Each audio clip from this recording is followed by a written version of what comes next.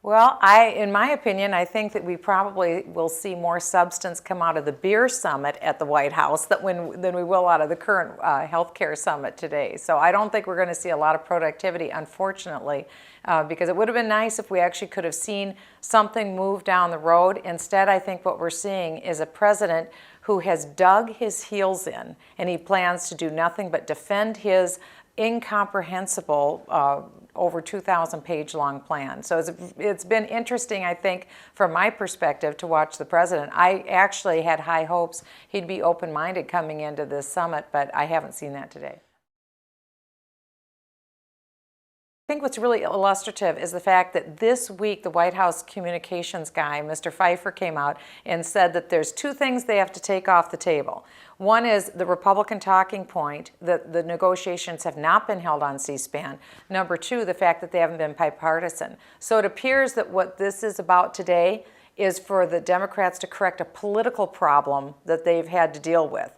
But I think the real truth is the fact that over a year has been spent with Democrats laboring behind closed doors with big pharma, big insurance company. And so all of their deals were cut behind closed doors. In fact, John McCain said as much today. He said that behind closed doors, Mr. President, you cut a deal for $80 billion with big pharma. And in exchange, big pharma was supposed to spend something like $130 million in an ad campaign to promote the president's plan. That's about the worst graft that I can imagine. And the president, for his part, didn't counter what John McCain said. He just came after John McCain and said, well, put away your talking points, John, so to speak, and let's talk about insurance companies. Well, you know, the members of Congress also have their own voice, and they're allowed to bring up the issues that they want to bring up. This really isn't about the president being able to control what's talked about today. This is about various members bringing up very real issues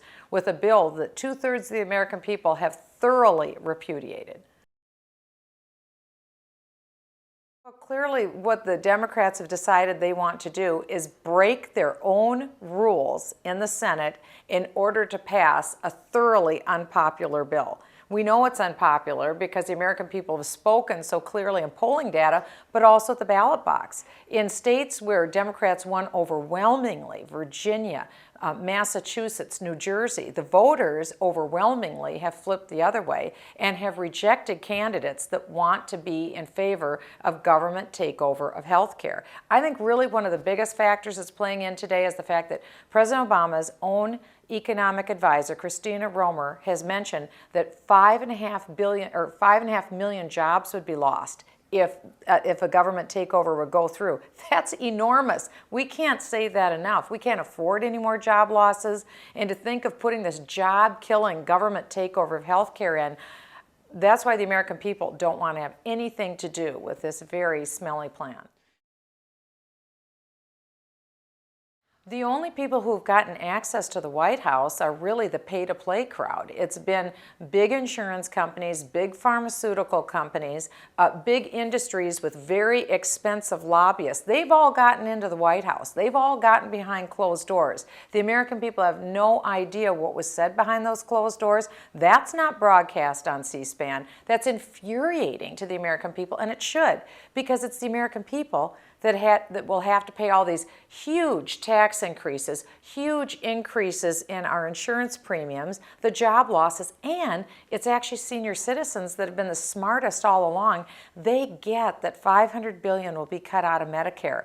That's dramatically going to change healthcare delivery going forward in the future. And that's why I think what we've heard today is that the Democrats are already planning next Monday to ram this bill through. Even though it's unpopular, even though they won't be taking Republican ideas in the bill, it looks like Democrats are going to go out and go to the microphone and declare victory and ram this bill through on Monday. Big mistake, because what that means is, once again, they've decided to put their fingers in their ear and say, we're not going to listen to the American people, we're going to do what we want to do. Because it seems to me that the Democrats are saying it's all about us and our political future, not about the future of American people. And I think that won't set well.